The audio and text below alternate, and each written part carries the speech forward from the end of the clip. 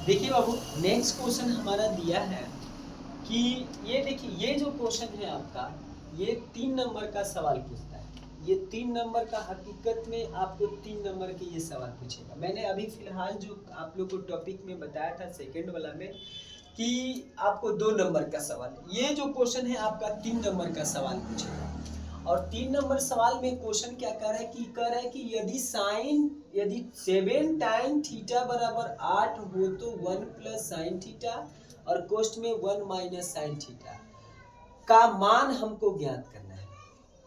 तो जब हम 1 plus sine theta 1 minus sine theta का मान ज्ञात करना है, तो सर्वप्रथम हमने आपको बताया कि ये दिया है 7 टाइन थीटा, यानी कि टाइन थीटा बराबर आपका दिया है बाबू 8/7। 8/7 दिया है, यानी कि ये 8 और ये बटे में आ जाएगा तो 7, यानी कि 8/7।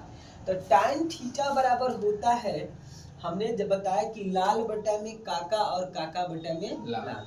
तो साइन होता है पहला, और दूसरा होता है कॉस, और तीसरा होता है टैन होता है। तो हमारा होता है LAL, यानी कि लंब बटा में आधार। क्या होता है बाबू? लंब बटा में आधार होता है, यानी कि लंब बटा आधार हमको ये पहले से पता है। एक हम क्या करेंगे, चित्र बना लेंगे। जो हम चित्र बनाएंगे एक समकोण त्रिभुज जैसा बनाएंगे, और ये 90 डिग्री का कोण रहेगा, ये 90 डिग्री का कोण रहेगा, और इसमें ABCD इसका नाम दे देंगे। और ये देखेंगे कि लंब दिया, यानी कि ये जो होता है आपका लंब है। मैंने पिछले वाले वीडियो में बताया कि ये लंब होता है, ये आधार होता है, ये कर्ण होता है। तो लंब हमारा 8 दिया है, आधार हमारा कितना दिया है? 7 दिया है। तो जब लंब दिया है और आधारों दिया है, लेकिन कर्ण हमको पता नहीं। जब हमको कर्ण नहीं पता है तो हम कर्ण बराबर लिखेंगे। कर्ण बराबर क्या होता है? लंब स्क्वायर प्लस में आधार। मैंने बताया था, इसके पहले मैंने सूत्र आपको बताया था कि लंब स्क्वायर प्लस में आधार स्क्वायर, कर्ण निकालने के लिए। तो कर्ण हमारा सबसे पहले लंब दिया है 8, तो 8 के स्क्वायर प्लस में 7 के स्क्वायर, यानी कि लंब के स्क्वायर हो गया 8 8 64, और 7 का स्क्वायर करेंगे तो 49, यानी कि ये आ गया आपका 9 4 13, 113 रूट में आ गया। किस में आ गया? रूट में आ गया। जब ये रूट में आ गया 113, तो अब हमारा सवाल क्या बनता है? हमको प्रूफ करना है इसका मान, हमको इसका मान ज्ञात करना है। तो इतना तो लगभग हमें सबको समझ में आया होगा। अब हमें इसका मान ज्ञात करने के लिए सबसे पहले हम क्या करेंगे कि 1 plus sine theta, 1 plus sine theta, और यहाँ पे 1 minus sine theta, 1 minus sine theta. अब इस दोनों के बटा में है 1 प्लस कॉस थीटा, और एक दिया है 1 माइनस कॉस थीटा। बाबू एक चीज याद रखेंगे कि हमें फॉर्मूला इस मान को हल करना है, हमको इसका मान बताना है कि इसका मान कितना आएगा। तो सबसे पहले जानते हैं ये a प्लस बी है, और ये क्या है? a minus. तो a प्लस बी और a माइनस बी बराबर फॉर्मूला क्या होता है? होता है हमारा 1 के स्क्वायर माइनस बी के स्क्वायर, यानी कि ए स्क्वायर माइनस बी स्क्वायर, यानी कि ए स्क्वायर, ये ए प्लस बी हो गया, ये ए माइनस बी हो गया, और ये जो हो गया ए प्लस बी और ए माइनस बी, दोनों को हमने स्क्वायर कर दिया। तो 1 के स्क्वायर माइनस साइन थीटा के होल स्क्वायर। फिर यहाँ पे भी मैंने कर दिया 1 के स्क्वायर माइनस कॉस थीटा के होल स्क्वायर, ये दोनों को मैंने कर दिया। अब यहाँ से करने के बाद हम क्या करेंगे कि मान रख देंगे। 1 के स्क्वायर करेंगे तो 1 ही होगा।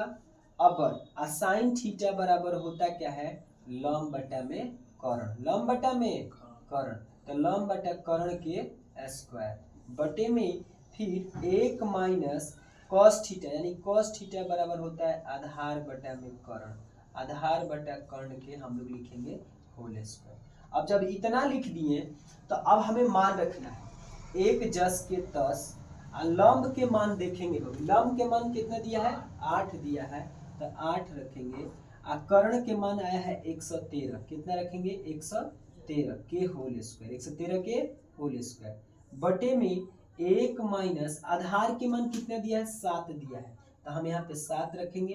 113 दिया है कर्ण के मान, 113 दिया है कर्ण के मान, इसको हम होल अंडर रूट में रखेंगे और इसका होल स्क्वायर करेंगे। अब हमारा इतना के बाद सवाल क्या बना, इतना जब कर लिए तो 1 के स्क्वायर तो 1 हुआ, 8 के स्क्वायर करेंगे तो -64, रूट 113 के स्क्वायर करेंगे तो रूट स्क्वायर क्या हो गया, कट गया। रूट स्क्वायर क्या हो गया, क्योंकि स्क्वायर कभी भी रूट से भाग लग जाता है, क्या हो जाता है, भाग लग जाता है। तो ये जो रूट जो है खत्म हो गया, यानी कि 113 आ गया। और इसके बटे में भी आ गया 1 माइनस 49, 7 7 49, 7 के स्क्वायर करेंगे तो 49, आई भी रूट हट गया, यानी कि कितना आ गया बाबू, 113 आ गया। अब हम इसका लघुत्तम करेंगे। लघुत्तम का मतलब आपको समझ में आता है, इसका लघुत्तम और इसके बटे में कुछ नहीं है तो 1 लेंगे। 113 और 1 का एलसीएम होता है 113, और 113 में 1 में गुणा करेंगे तो आएगा 113 और 64 64 जस के 10।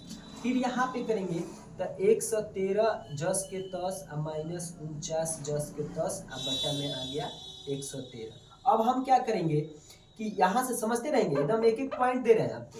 तो अब यहाँ से देखना, 113 में से 64 घटेगा तो आएगा 49 और बटा में 113, और इसके बटे में 113 में से 49 घटेगा तो आएगा 64 बटा में 113।